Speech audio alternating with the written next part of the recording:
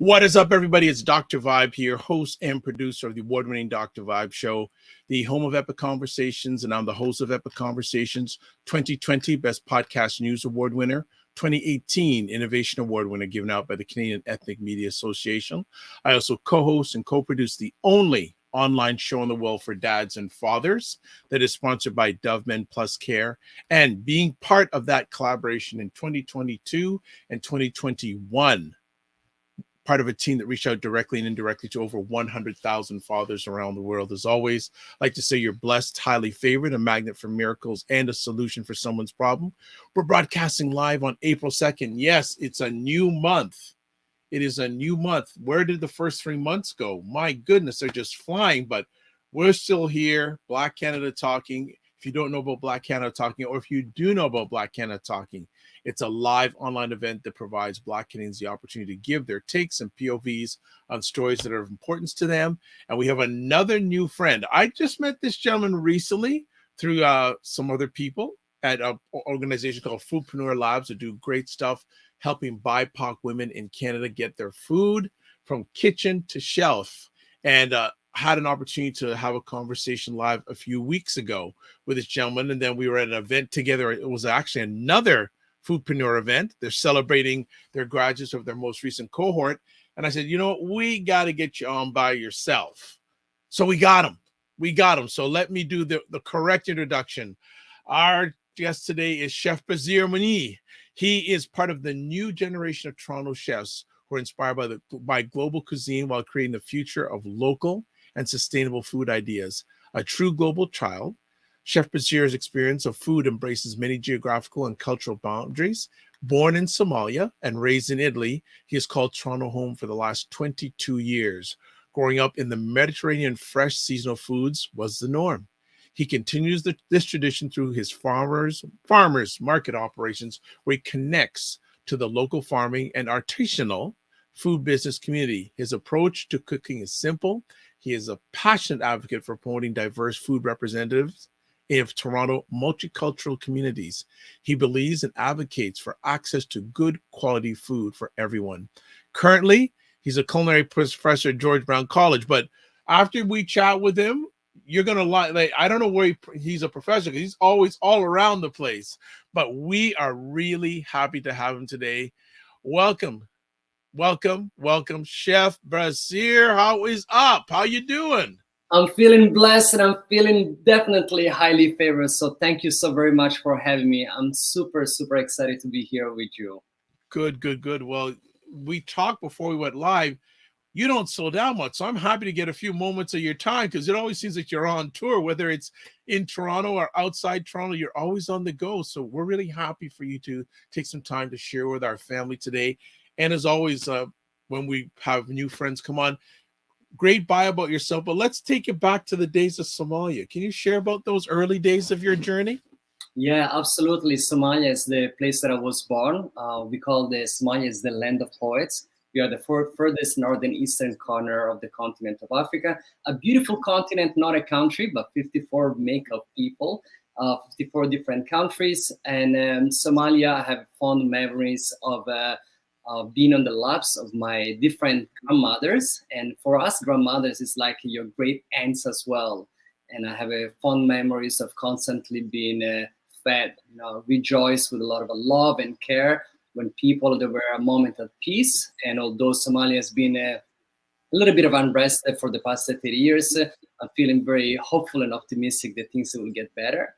From there, I migrated in Italy. So I lived in Italy for about 13 years of my life. So hence this little funny accent. From there, I moved to the States. I lived in Virginia for a couple of years. Wow. I lived in Alexandria, and you can imagine there was a bit of a culture shock coming from my Italian swag to find out further south some cowboys and horses. And I ran for my life to Toronto, and I've been here in Toronto for about 28 years. I have a lovely 24-year-old son that is actually graduating from TMU for aerospace program this month. And I have a 16-year-old girl that I love it dearly, but really made me pull all my hair. I'm sure you know one thing or two about being parenting. And here, Yes. Yeah. Well, look, thank you for a little bit of that background. I want to touch about a few things that you just shared over the last few moments. What were some of the,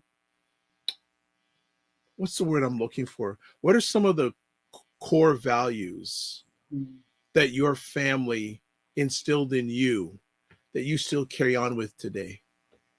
I've always been taught about being a civil servant. My mother had aspiration for me to become a lawyer, a politician, or a diplomat. There's always been something around the moral integrity. We are, by nature, Somali people, predominantly 99% of the population are Muslim. So we've been taught about Islamic practices, which actually want to give it a shout out to every single person who's watching and perhaps are celebrating Ramadan. So I'm fasting right now. So there were some moral integrity, good character, being a civil servant, and I feel that although in my early teenage years I was lost a little bit in the transition, I was privileged enough to find people that kind of regathered me and regrouped me and supported me and be the best version of myself. So there's been a lot of emotional groundness in my life, both from my mother. I wasn't raised by my father.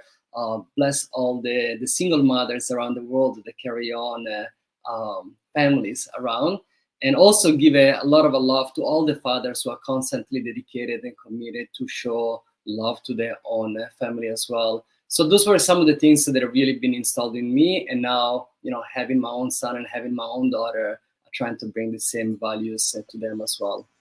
Excellent. You mentioned that you moved from Somalia to Italy. What age were you at that time, and why that move? And were you okay with that move? When you are a child, you don't really have a lot of choices and saying. I was 5 year old. My parents, they had divorced, and my mother was a very an entrepreneur. One of those women who was a go-getter, and there was nothing that will stop her from becoming the best version of herself.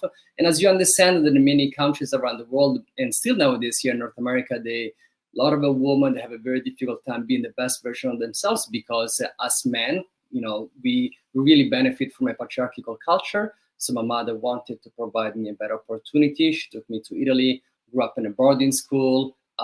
She allowed me to have a good education, which we're going to talk about later on about what's a good education. And from there on, I left Italy when I was about 19 years old. And again, why did you leave Italy and you went to the US, which is another change? Yeah, so I moved to Italy because my mother, she wanted me to be closer to her while she was doing an import and export with her father. And from there in 1999, when civil war started in Somalia, it became extremely difficult for her to provide care for me while she was also supporting a lot of her family members to escape from the civil war. So she had sent me to my great aunt, the woman that actually raised her in Virginia, and I lived a couple of years with her, transitioning eventually to move to Toronto. So as I'm not sure if I told you, but Somali people, although we are really nomads, so there is this constant movement and shift in our lives, and a lot of the cooking that I do nowadays is also called the nomadic comfort food, and I do a lot of studies around nomadism and the shift and the movement of people to constantly find better opportunities in life. Nice. Well, I got my first real exposure to Somali culture a number of years ago. I worked in the area in Toronto of Weston Road and Lawrence Avenue. And that really gave me a great education and love of Somali culture. And I didn't say anything, I just listened. I just listened, watched, and learned, and just became a lover of that culture and the people of that culture. And I haven't been back there in a little while, but you're inspiring me to go back there because there's some stores there that I hear are still there. I want to come in and just say, "Hey, how you doing?" and just have those. Sometimes I would just go in a shop and sit down and we just talk. You know what? There are a lot of similarities actually between Jamaican spirit and Somali spirit, and also Haitian spirit as well. Yes. When Jamaicans being the largest community of blacks during the 50s, 60s, 70s, and 80s when they migrated right here, post the 80s, every single other black person was always thought that it was a Jamaican person because it was the predominant largest community. And a lot of Jamaican people always had like a bad rap because of a colonial imposition and so forth. And so were Somali people. And the thing about it is Somali spirit and Jamaican spirit is fire. Exactly the same. I want to ask, Chef, I need to interrupt. You use the word spirit. Why? Because many people would say culture, but you use spirit. Why do you use that word? I find this fascinating. Somali people, we are orators by culture. Until 1962, we didn't really have a history of written history of our own. Because of a colonial imposition, we had to give up on our own oral history. So when we speak through metaphors. We speak through an orating way to understand that above and beyond our physical, there is also our spirit inside. So the spirit is something that is like for other people to feel your energy as well. And I feel the vibrancy and excitement of Jamaican people as well. That's why I deferred as the spirit and not just as a normal way to address it. I love that. I may need to borrow that, not stealing it from you, but borrow for that in future conversations. So with all this traveling, where did cooking start? Where did that start? Yeah, I went again for 2 years initially for political science, as my mother wishes for me to say. Yeah, that's what I graduated in. This is hilarious. Okay, go on. And it wasn't really for me. I feel because I have a different kind of a ADHD, and I have this inability to stay still and put in a room, in a cubicle. It wasn't really for me. And in 1996, my cousin asked me to join a training program at the YMCA, and it was a love at first sight. There was something that cooking was allowing me to be and feel that other jobs were not allowing me to be. And I feel because I was also somewhat lost in a little bit, I would say the word lost in the transition coming from the States to here. I found a sense of a belonging, and I was able to use every single sense in my body, from the smell, the touch, the visual. There was a camaraderie, and there is an energy. There is this energy that you feel when you're in the kitchen cooking, but there is also a lot of a joy that cooks give you, but also there is a lot of emotional, there is an emotional gap that I feel that a lot of chefs have, and there is this constant need of wanting to please and making people feel welcome. And cooking for me has always been that act of love. So I feel that maybe perhaps because I didn't have my parents close to me at heart, cooking for somebody else was that opportunity for me to give my love in a different way. Nice. What would you say in the early days was your first big cooking opportunity? In my early days, I worked in a lot of really beautiful boutique hotels, such as the Windsor Motel. I worked above the Westin when it was called the Tula. But okay, so hold on a second. How did you get into these places? Like, like there's got to be, like, you're talking, and this is early in your career. How did you get in? I was blessed that I was talented, and I feel that perhaps also the fact that I speak, Somali. I mean, the fact that I speak Italian and then Somali as well. It was an entry point because I'm bilingual, and I feel that I'm quite relaxed as a person. But I will also say that I worked really hard. Nothing was really given to me, but I feel that the fact that I have this dual lifestyle that I lived both in Italy and lived in the States and being in Toronto really allowed me to be a talented cook, because I was able to find this intersectionality between European food, Canadian flair, and slowly trying to find myself. I also went to Joe Brown College in 2000 for 2 years for culinary management. After that, I had worked for 3 years. And, my mother always installed on me, like, you have to go further, you have to go further.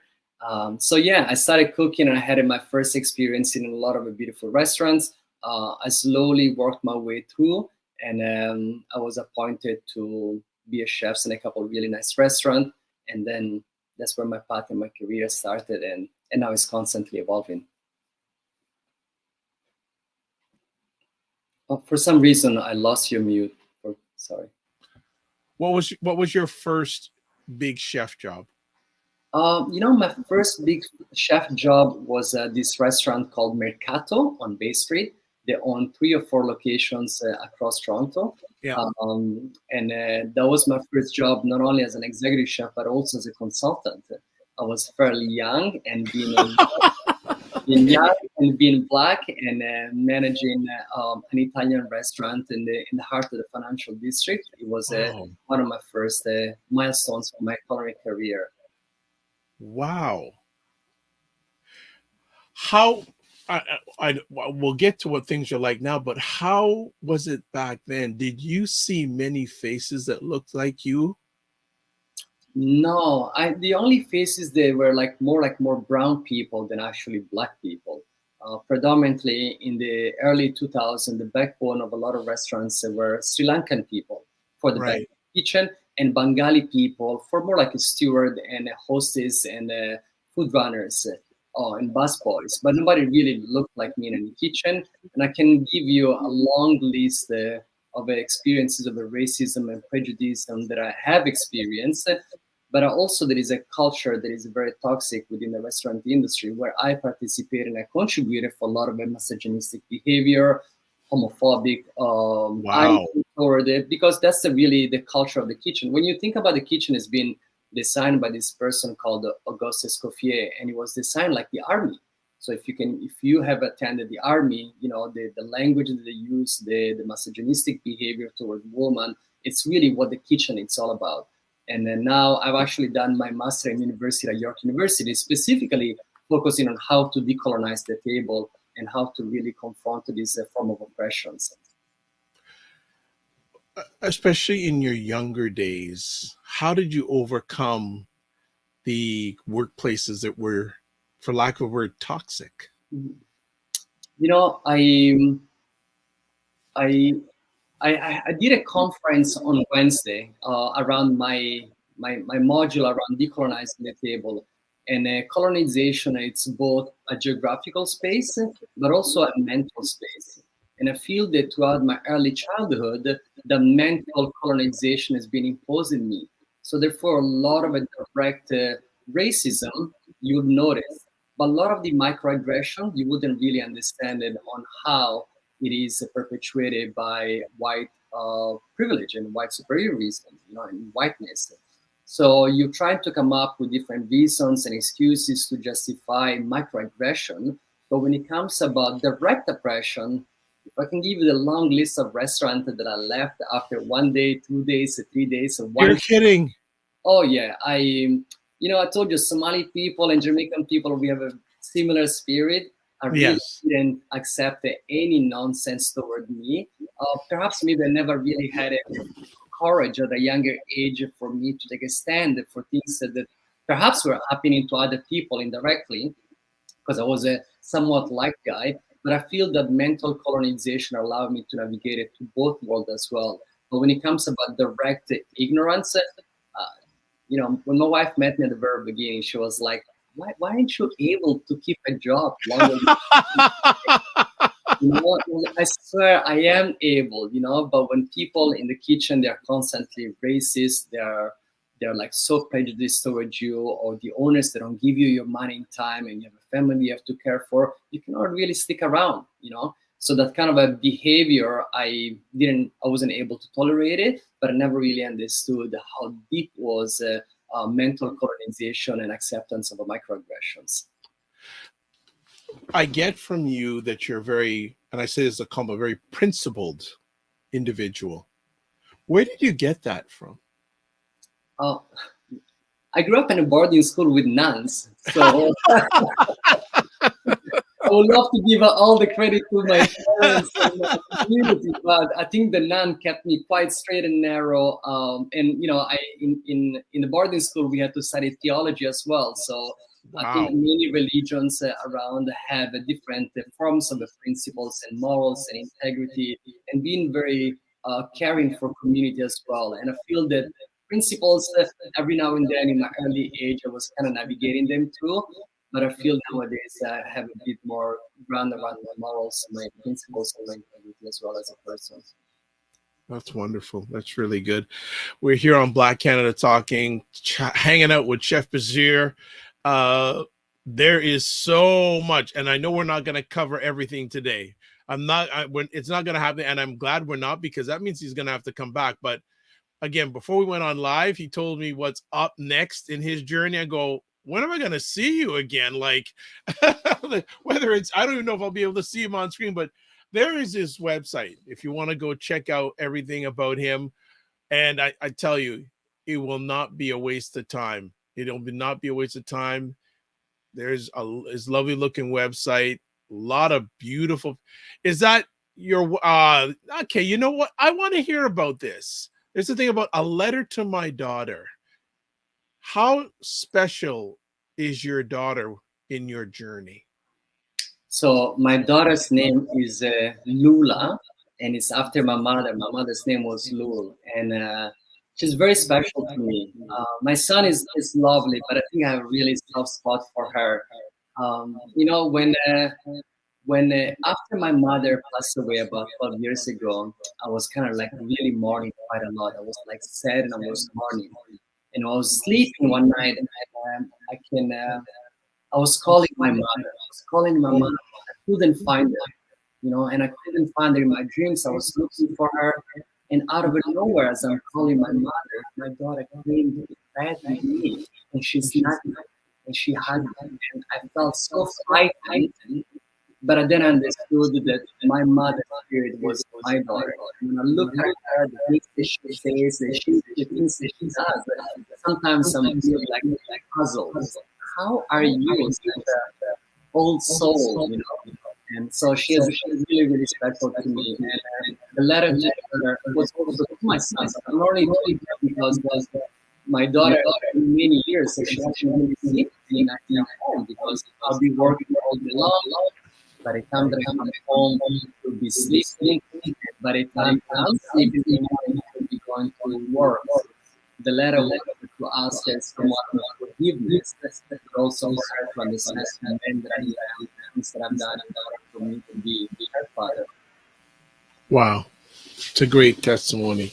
Great testimony, which leads to how do you, as much as possible, keep things in balance, because you're always on the go. You're a family man. You got two children, grown children who still need their dad. How are you able to, as much as possible, manage all the different things you've got on going out there? Yeah, you know, it's not easy, especially when you have like a very large extended family to support you. Um, I try to make time for them individually and let them know how much I love them, how much I care for them. The fact that my employability is what really allows me to support them for many of the after school programs for their educations and so forth. So I'm constantly working. I'm far from being the special, you know, super dad. But I think they came to embrace me and accept me for, you know, the effort that I've been putting as a father. And I feel that it's a constant work and growth as a parent. I'm trying to find a balance between doing my work and then having set committed time to them. So they know that when I'm spending time with them, it's unconditional time for them to feel that I care and I love for them and I want them to be the best version of themselves. Wonderful. You do stuff for George Brown College. Was that something that you reached out to them, or did they pursue you? You know, I actually had for many years, I actually had a stall at farmers markets, from the Brickworks, the African Grove Farmers Market. I did a lot of farmers market. I had a business called My Little Dumplings. And My Little Dumplings was the first of a culturally diverse dumplings using only organic flour and using local ingredients. I will have to do a TED talk to talk about the reasoning behind the business was wanting to use the local seasonal ingredients and also finding something culturally diverse. But when I look back, it was actually my yearning and my hunger to seek for acceptance, validation, and to showcase the value, the validity, and the significance of diverse community. Every dumpling, the outside shell might look different, but what really makes sense is what's the inside. So that was my metaphorical way of launching a business to really showcase the beauty about inclusivity. So that was my first launch in the business. And after that, when I opened a business a year and a half later, I had to close the shop. There was There was a big loss in my life because you can imagine from being a business owner and losing your business, I felt really, really sad. I felt quite depressed for a little bit. And then I've been always blessed. I had a lot of people that really love me and care for me and helped me lift up and get up again. And then the doors opened up at George Brown College. I went and introduced myself. They knew about myself and the work that I was doing because of the farmers market and a couple of newspapers I was already in. And I did a test and I was able to work there. So I've been employed at George Brown College for the past 6 years now. Wow. Am I right in saying that there's not too many melanated food educators in Canada? Absolutely. You can. Actually, there is only one other brother at George Brown College that has been there for 8 years as a full-time faculty. That's the only Black person. I'm still on a part-time basis, which is okay with me because I have a very fulfilled life outside school as well. Yeah, you're 100% right. In the education places, specifically in higher education, there is a very few Black melanated people. But I feel that this past couple of years, through different DEI, I feel that a lot of organizations that have to do more than just the minimum, and there are great opportunities for us in every single sector as well. And I feel that there is this Japanese saying that is about constant gentle pressure, and I feel that by continuing to constantly put in this pressure, eventually a lot of the walls will break down and will give us the opportunities for what is actually right for us to be able to do. What is your role in your collaboration with George Brown College? So I'm a culinary professor, so I teach first and second year students. I also teach a lot of theoretical classes such as the sustainable chef and the slow food movement. My real dream, goal, and aspiration as a chef is actually to turn cooks to become agents of change. So more than just the joy of cooking for me, you have a moral responsibility to the land, the people, and working toward policy to ensure that there is a food sovereignty, there is food security, and working toward better and social justice space for everybody. When it comes to food sovereignty, it seemed that became more and more an issue, pandemic and post-pandemic.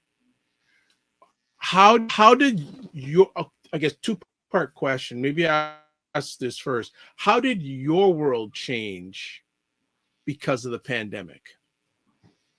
So my world changed because I wasn't able to teach anymore. So you can imagine when you're living with a family and you are the main source of income, there is a financial scarcity.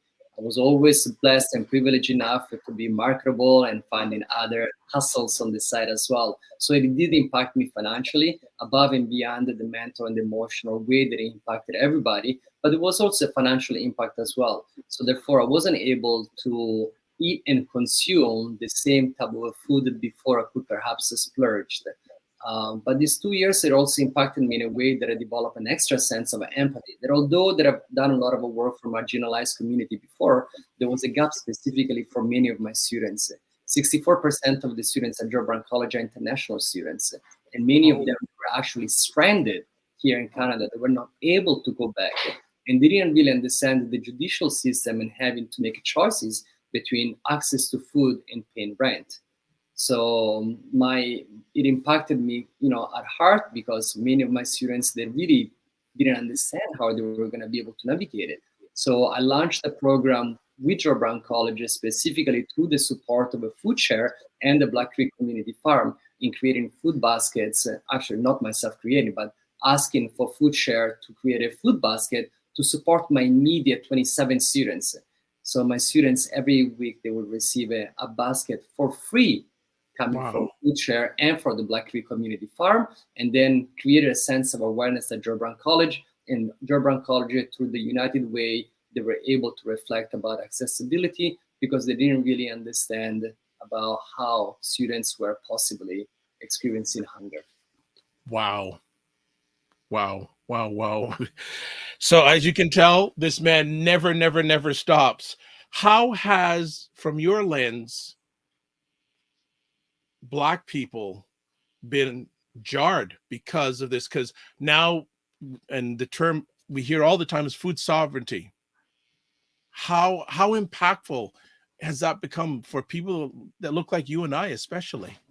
I haven't told you earlier, but actually, you and I have a multiple friends and in the same community, and one of them is actually Kwame Williams. Yes, yes, yes, yes, yes. Elder Kwame, yes. Elder Kwame. So Elder Kwame, and and also brother, shall I say, elder brother Anan Lololi. Yes. They were like one of the many members of our community. Were constantly advocating for food security. Anan Lololi also, through the African Food Yes. Basket, had launched the first of a kind in Canada called the Black Food Sovereignty in Toronto, which is really an organization that focus on highlighting the need for Black people not only to have a land in consultation and in support with Indigenous people, because we cannot be seeking for our own sovereignty without really thinking about that we are on Indigenous land. So those were some of the principles around the Black food sovereignty in Toronto. And this whole conversation around Black food sovereignty in Toronto has been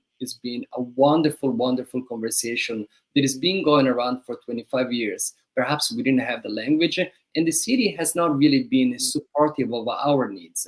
So we have done a lot of research, both in quantitative and qualitative research, to really understand what are the roots of it, which we know that the roots of this, it's primarily systemic poverty that has been designed through a colonial system. And then the inability for us to become financially sustainable.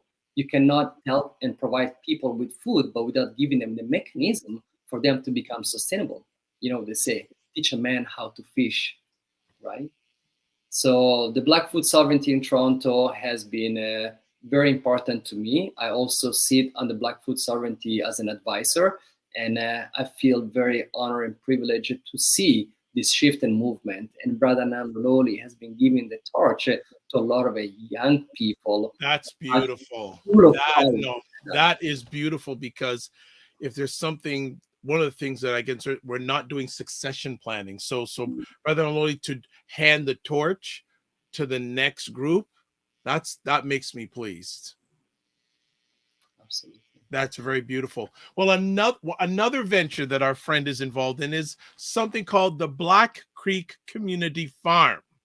So why don't you tell us a little about that? I'm going to put the website on the screen. So do tell us about your involvement with that organization. So last October, the Black Creek Community Farm had posted a job seeking for the value add coordinator. And I wasn't really sure if I wanted to work at the farm because I'm not a farmer. How can I get a job working at the farm? And then when I actually read the job description, it really spoke to me.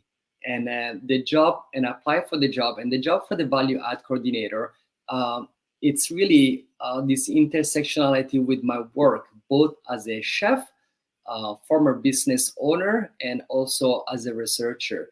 So my role as a value add coordinator is really the development of microeconomics through botanical research. Basically, I do studies around everything that is grown at the farm, and then I recommend the farmers and the organizations what are the seconds that we can use. So I give an example. Dr. Vibe, I know you love hot peppers. I'm sure you consume them fresh. I'm sure you have a variety of pepper sauce. But what does your family do with the pepper leaves? We get rid of them. We don't. Yeah, they're just, that's it. So if you think about it, that actually 30 to 40% of the plant, it's actually leaves. They get pruned and then they get discarded in the garbage or in the compost. Imagine how many cultures around the continent, from the continent of Africa, they're making chutneys. In Korea, they add them into their kimchi. In the Philippines, they add them into their soups. So my research really acknowledges that the plant as a whole not only can have a medicinal benefit for you, but there is a financial viability to that. So instead of discard them and throw them in the compost, why don't we make sauces and condiments where now members of our community have this sense of awareness and that they can create the microeconomics for themselves and for their own family as well. So going back with the conversation about the ability for Black people is not to be only food sovereign by getting land, but being able to also understand what does the land provides you. And the land provides you an abundance. So instead of throwing things because you don't know, our activity with a lot of my students is called, hey chef, can I eat that? And chef, can I eat that? Is really allow you to look at into the botanical studies of a plant and determine that, yes, the okra, we know that we can eat the fruits, but what do you do with the leaves with okra? Wow. People, they would throw it away. But you know what I Yeah. found? Jamaican people, which again, close to me at heart, a lot of Jamaican people back in the days, specifically to the Maroons and past generation down, they will take these pepper leaves, they might add coconut water, hot water, and then it will break down. And what happened? The okra, it's gelatinous. Some people call it slimy, and I don't like the word slimy. I'm a foodie. You cannot call it Yes. slimy. Yes. So the Yes. gelatin that it goes inside there is used to turn into a shampoo. That's one of the many things that understanding a plant, there is this such a viability. We eat raspberries and strawberries. What do you do with the leaves? You can dry them up and turn them into tea. So that's really my job. And my job is to really create sauces, condiments, and being able to sell them to members of the community and also into retail stores. It seems that that's a whole new world being involved with Black Creek Farm. What things has that opened up for you that you weren't able to get exposed to before? The Black Creek Community Farm, I feel that is a real gift for me. It allows me when I'm there in the morning, a peace of mind, first and foremost. I live in downtown Toronto and I'm in a concrete jungle. So just the gift of being there, it opens plenty of door for me because it really allows me to be connected to nature. And I feel that our spirit, going back with the conversation of using that word, our spirit has to be connected to the land. When you walk on the soil, when you touch the soil, there is a connection, you feel the vibration. And the fact that the Black Creek Community Farm is the largest urban farm in Canada. So we are we are the largest farm in the city and we are across Canada. And there are many members of the community that look like me. So being able to see farmers that look like me, that they grow food that is culturally appropriate to me, it really opens a lot of opportunities, but also gives me an opportunity to learn so much from them. So as much as oftentimes they see me as the person that is giving so much of a knowledge, they don't know that I'm actually the biggest beneficient of all of their expertise. It's interesting how a few moments ago you talked about the land, and a few weeks before everything shut down because the pandemic, had the blessing and privilege to travel to Yellowknife. And they used the indigenous community. Like, one of the things that stuck out in my mind, I never forget, in almost every conversation, the land. It just resonated how you said about, the land, that the similarities between indigenous culture and Black culture, about the importance, the foundation is the land. I feel that as the urbanized people, we are so disconnected from the land. But if you look at 3 generations back, it was all around the land. And before colonial imposition and imperialism and this beast of a capitalism, our people really thrived on the land. We had ceremonies on the land. The land was what was and still is our main sustenance. The way we made a living out of it, it wasn't all these industries and factories and so forth. So the land is where we came from. That's what really sustains us, And for different people, the land can mean something wonderful, but oftentimes for the history for a lot of African Americans, African Caribbeans, and African Canadians, the land and farming agriculture is a very painful history. Understanding the history of enslavement of a lot of our members of our community. So there is a total disconnection, but there is this young community of Black urban farmers and urban growers that it gives me so much joy because they're reconnecting to the land. So again, going back in regards of like continuing the torch and allowing these young people to create this new wave of the urban farming or urban growers, it's something especially really, really beautiful. I feel that I'm talking to a global ambassador. Am I wrong? Do you feel bad when I refer to you in that way? I don't know if I feel wrong. I feel humbled about it to be seen. As I was sharing with you earlier, I'm gonna be going to work in India for 7 weeks. So, as a culinary professor at Joe Brown College, we have a partnership with the University of Chikara, which is like a furthest northern regions of India, almost borderline with Tibet. And I'll be there working for 7 weeks. And I'm like, wait a moment, you're gonna pay me to go there? I was like, to learn? Sign me up. I don't care. Sign me up. Sign me up.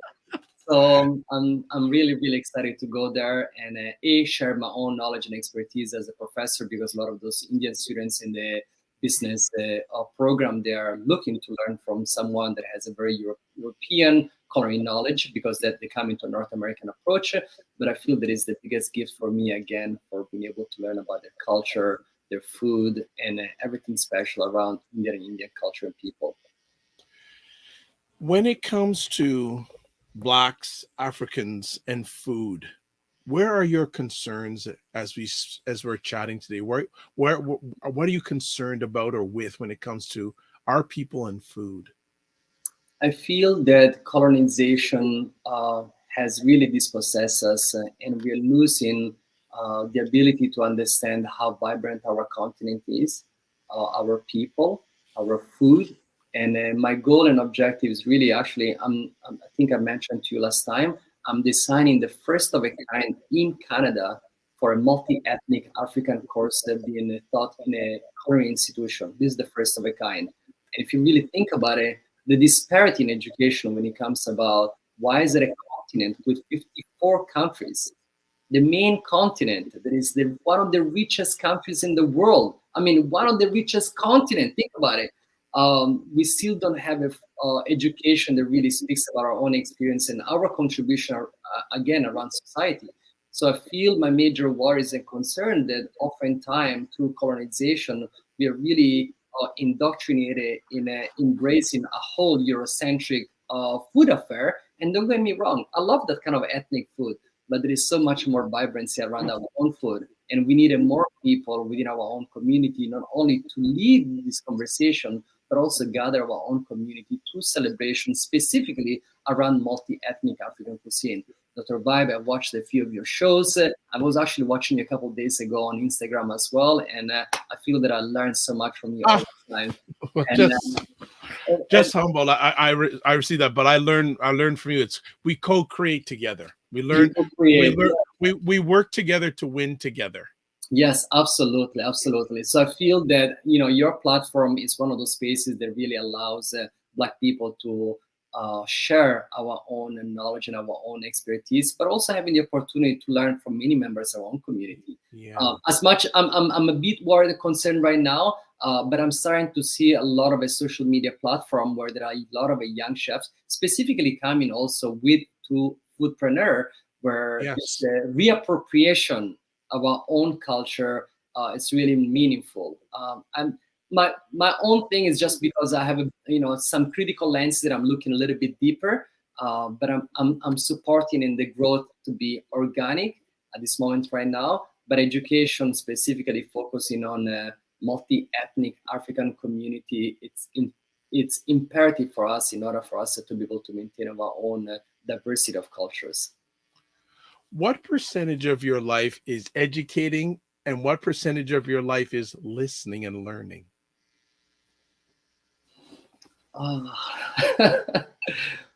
I have to remind myself, often to be a better listener. By nature, 70% of the time I'm speaking because as an educator, as a business person, and so forth. But I feel that I'm working to be a better listener. Sometimes when you have a particular privilege, which is the privilege of being able to share, you lose in that, by having that privilege, you lose in the opportunity to be a better listener. So that's something that I'm really working on. No problem. Thank you for the honesty. You mentioned about young chefs these days. What excites you about our future when it comes to Blacks and young Blacks and the culinary world? Yeah, there's a lot of excitement. Our first day on our first Canada Top Chef, we had a young Jamaican chef. His name is Trey. Yeah, and he's a lovely guy. And one of his mandate is actually to inspire young Black chefs to join the culinary world as well. We had a health conversations. We had a different disagreement because I'm a bit older than him, and I was blessed enough to have many people to really pave the road for me to learn around my own community and culture. And Trey is one of those young chefs that is modest and humble to also listen. And I feel that it can be an inspiration for a lot of young upcoming chefs. But what I'm really trying to convert a lot of the chefs is to think outside the Eurocentric way of cooking, and using terminology and cooking food that is really close to our own DNA. See, there is a difference between cultural food identity and ancestral food identity. Cultural food identity for me, it's Italian and Mediterranean food, because culturally, I've been brought up eating that food. Mm-hmm. But in my DNA, there is my ancestral food, which is okra and cardamom and cumin and ginger and turmeric. So in my DNA, my gene pool is holding to what my ancestor ate for hundreds and hundreds of years. But through the shiftment and movement of people, it becomes a cultural food. So now a lot of the Jamaican chefs, maybe Caribbean chef or African Americans, they will cook cultural food with the inspirations of their own ancestral identity. So Trey is one of those examples of chefs. So my goal for them is like, while you are experiencing and exploring your identity as a chef, take in consideration that you are coming from somewhere that is definitely worth it to celebrate and to showcase the vibrancy of our own food and our own richness in history and culture as well. Has earlier on in our conversation that you were talking about when you were younger, and you're still young, I'd say you're younger, a lot of the restaurant environments were toxic. Are you still hearing a lot of that these days from other chefs, Black chefs, that it's still a toxic environment? Absolutely, absolutely. Things haven't really changed. And when we think, sometimes we forget that, Toronto, it's a special place. If you go outside Toronto about an hour from here, the experience of racialized people is totally different than here. In here, you will still experience a lot of racism, a lot of prejudice. And when you are a Black female, you experience even more, because now you have to put the gender analysis as well. Yeah. So in my education, say in school, we're really trying to focus on the race, class, and gender analysis through cooking. So when you are a cook, what are your responsibility? You know your rights as a man, but what are your responsibility? When you are a white person in my kitchen as well, you acknowledge your own particular privileges. What do you do with your privileges toward our kitchen as well? And when you are, and the list goes on and on. So for me, the system of colonization has really imposed, the system of patriarchal has really imposed the pain and sufferings for a lot of the women. And the systems of capitalism, it really take us all. So at the end of the day, we are all somewhat complicit and also participatory in capitalism. That really is what the root of many problems that all of us experiencing. Unfortunately, this system that has been built over hundreds and hundreds of years is going to take a long time to dismantle it, but I'm staying cautiously optimistic. Nice. How often do you get to cook for yourself? I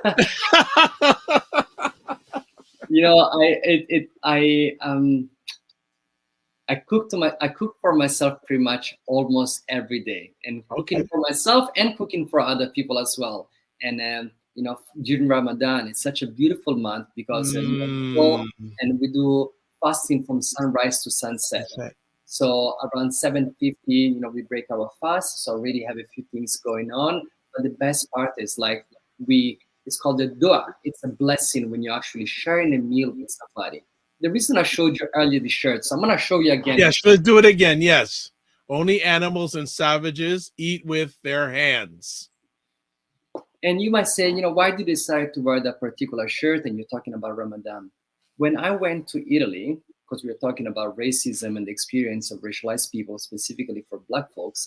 When I went to Italy, my first meal, because I grew up eating with my hands, because many cultures around the world, we eat with the hands. Because eating with a fork, it's very counterintuitive to nature. Why would you want to put a metal in your mouth? It doesn't really make sense. You know what I mean?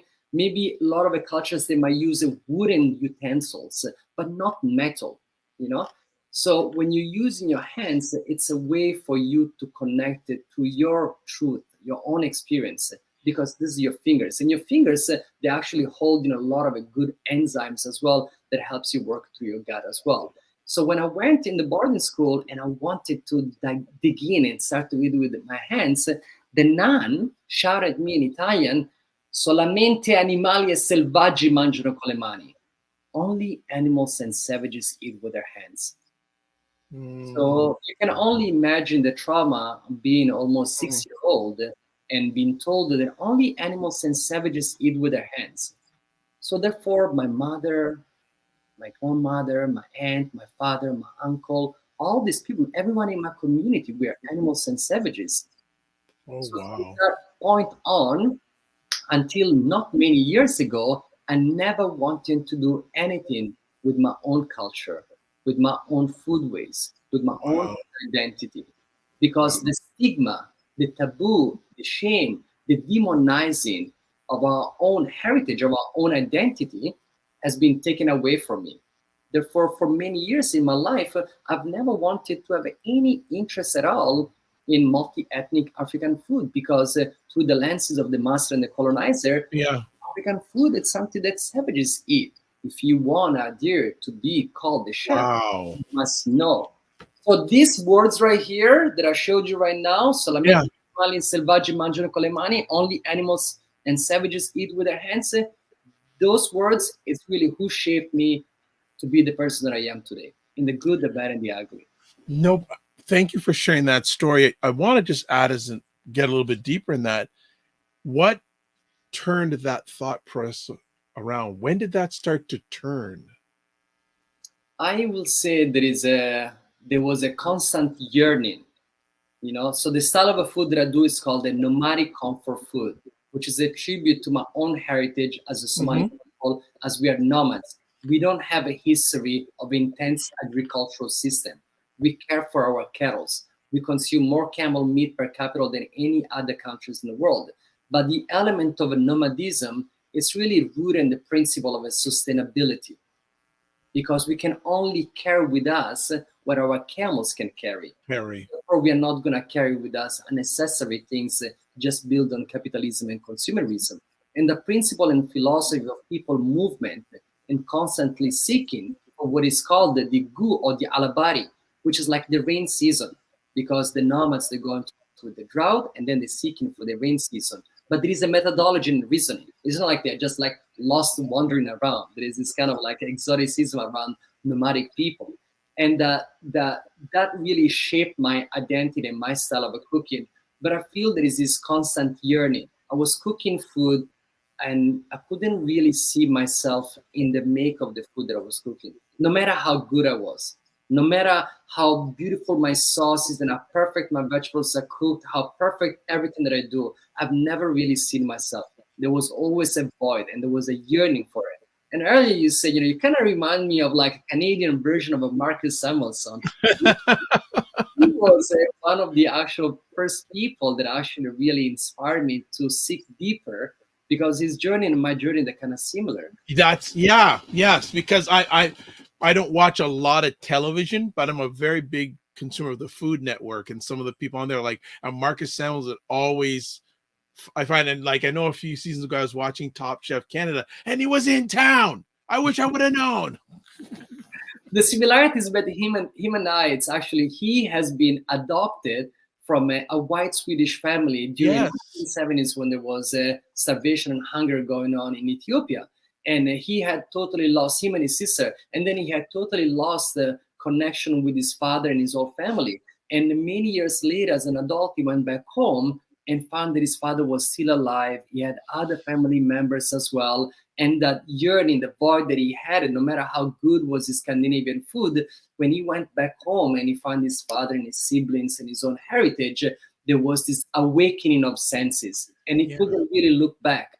Similar to me, I grew up in Italy, totally disconnected from my own heritage and my own cultural identity. And then later on, slowly by slowly, seeing Marcus Samuelsson. But I feel here in Toronto, for me specifically, many years ago, one of the things that really triggered my joy was when I saw Anan Lololi from the African Food Basket growing purple okra called Little Lucy.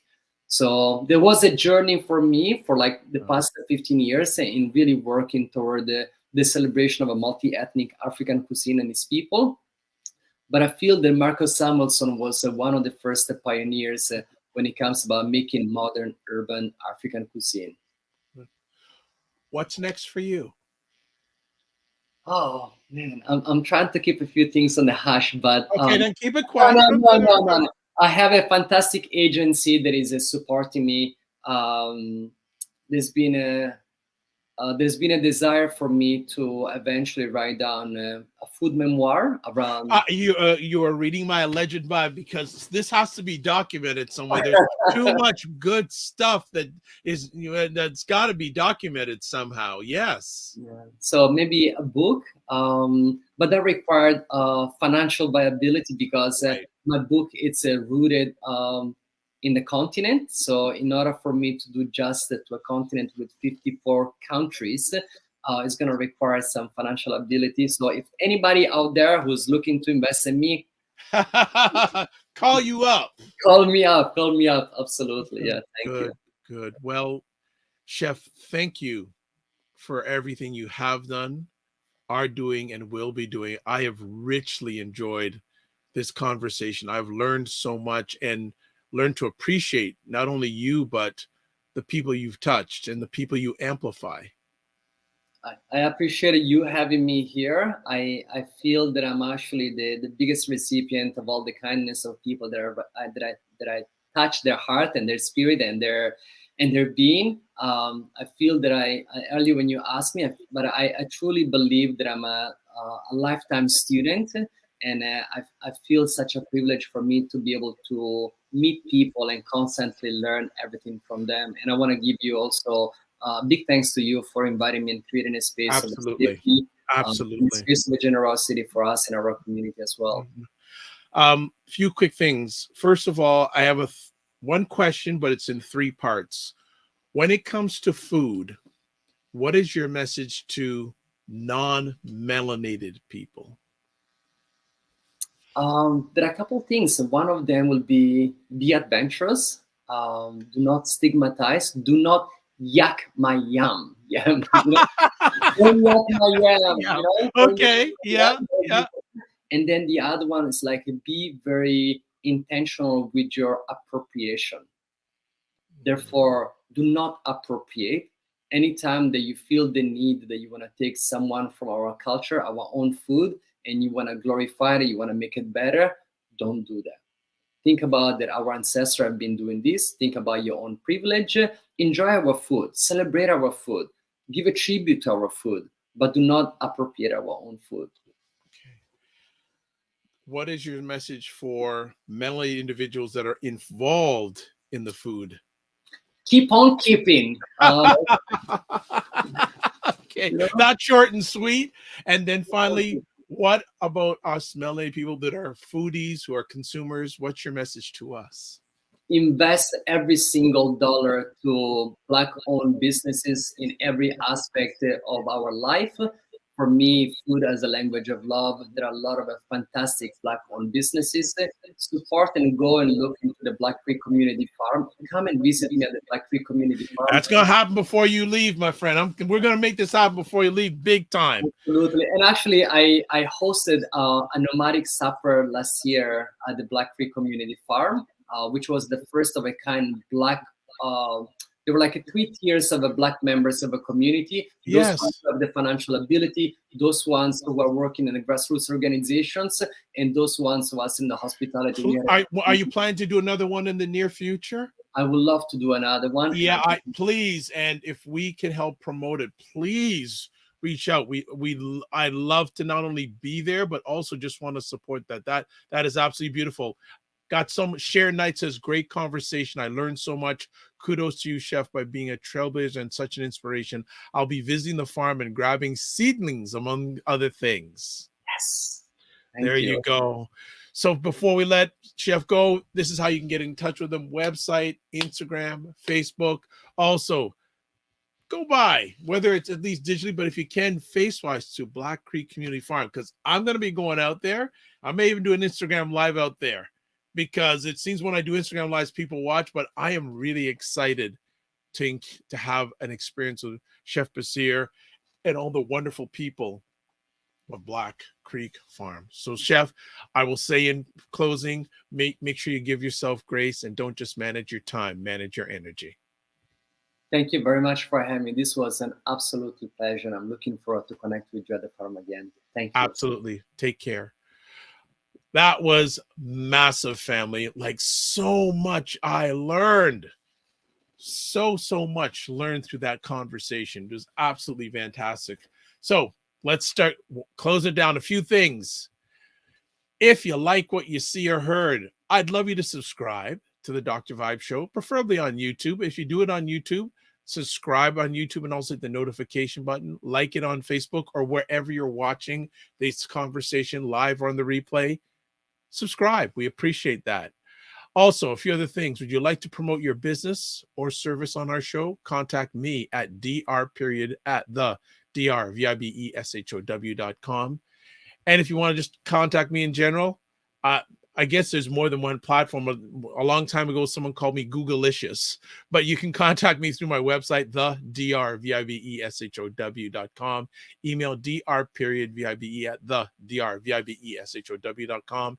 YouTube, Facebook, and LinkedIn, The Dr. Vibe Show. Twitter at drvibeshow. Just W. No .com. Twitter doesn't have a .com. No, please. And then finally, Instagram, the DRVIBESHOW, the DRVIBESHOW. And it's scrolling along the bottom here. If you're watching live on the replay, you can catch replays on the Dr. Vi Show, YouTube, Facebook, and LinkedIn, and the website address. So as always, and also thank you to Share Knight for that comment. Appreciate that. That's fantastic. As we close out, this is what we do. Live your life as a dream. If you can dream it, you can make it. Sometimes you have to get small to get stronger. Block assumptions, then aim bigger, aim better, aim higher, aim wider. Love, faith, and respect. And remember to give yourselves grace and don't just manage your time, manage your energy. We'll see you next week on Black Canada Talking. And throughout the week, follow me, whether it's the Morning Vibe, Monday and Friday mornings, 9 a.m. Eastern Time with Ryan Knight, or Saturday or Sunday evenings, State of Things with Aisha, Jill, and Lala. God bless, peace well, keep the faith, and walk good.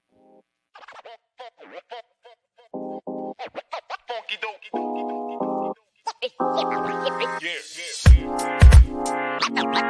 Listen.